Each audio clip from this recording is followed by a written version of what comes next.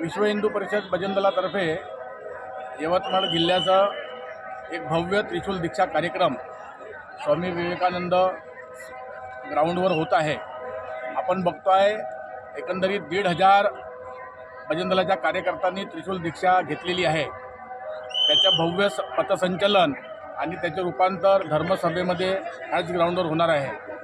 राष्ट्रयज्ञ, धर्मदीक्षा, धर्मशास्त्र दीक्षा असं पूर्ण अखिल भारतीय स्तरावर बजरंग दलांनी सुरू केलेला आहे। त्यामध्ये विदर्भ प्रांतात यवतमाळ जिल्ह्यामध्ये हा कार्यक्रम होत आहे।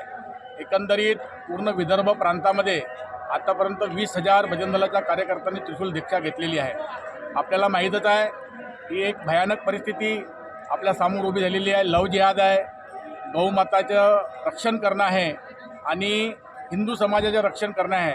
यासाठी आता भजन दलाचा कार्यकर्ता सज्ज झालेला आहे। त्याला धर्मदीक्षा दिली पाहिजे, कारण की आजच्या स्थितीला आपले जेवढेही 33 कोटी देवता आहे त्या सर्व देवतांच्या हातामध्ये शस्त्र आपण बघतो आहे। पण हा सनातनी धर्म, सनातनी हिंदू याच्या हातामध्ये आपण शस्त्र बघत नाही आहे। त्याला कुठंतरी हे शस्त्र दिलं पाहिजे आणि आपल्या देशाची, धर्माची, सनातन धर्माची सुरक्षा केली पाहिजे, हा त्याच्यामागचा हेतू आहे। तर त्या कार्यक्रमाला आपण बघतोय 1500 आपल्या भजन दलाच्या कार्यकर्त्यांनी त्रिशूल दीक्षा घेतली।